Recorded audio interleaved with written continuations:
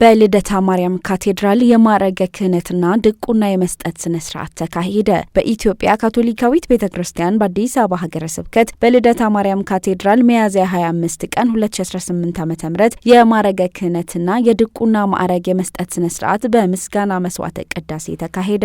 ማዕረገ ክህነት የተቀበሉት ዲያቆን ኤልያስ መካንጎ፣ ድቁናን የተቀበሉት ንፍቀ ዲያቆን ፍስሐ ገብርኤል ሩፋኤልና ንፍቀ ዲያቆን ዳንኤል ገብረ ማርያም ከብፁዕ ካርዲናል አቡነ ብርሃነ ኢየሱስ እጅ ማዕረጋቱን ተቀብለዋል። የዕለቱን መስዋዕተ ቅዳሴ የመሩት ብፁዕ ካርዲናል አቡነ ብርሃነ ኢየሱስ ሱራፌል ባስተላለፉት መልእክት በዛሬው ዕለት ማዕረገ ክህነትና ድቁና ለተቀበሉ እግዚአብሔርን በማመስገን ቤተሰቦቻቸው ልጆቻቸውን አሳድገው ለቤተ ክርስቲያን አገልግሎት ስለሰጡ በማመስገን ለዛሬው የጥሪ ቀን ሁሉም ምዕመናን ጸሎት እንዲያደርጉ ጥሪያቸውን አቅርበዋል። የአዲስ አበባ ሀገረ ስብከት እንደራሴና የካህናት ሕንጸት ክፍል ኃላፊ ክቡር አባ ተስፋዬ ወልደ ማርያም ለዚህ ክብር ያደረሰን እግዚአብሔር የተመሰገነ ይሁን በማለት ለዚህ ቀን መሳካት ካህናት፣ ምዕመናን እንዲሁም ወጣቶች ላደረጉት እገዛ አመስግነዋል። ክቡር አባ ኤልያስ መካንጎ ለዚህ ቀን እንዲደርሱ በየደረጃው የደገፏቸውንና ያገዟቸውን ካህናት፣ አባቶች፣ ምዕመናን፣ እናቶችና አባቶች እንዲሁም ወጣቶችና በመስዋዕተ ቅዳሴው የተገኙትን ሁሉ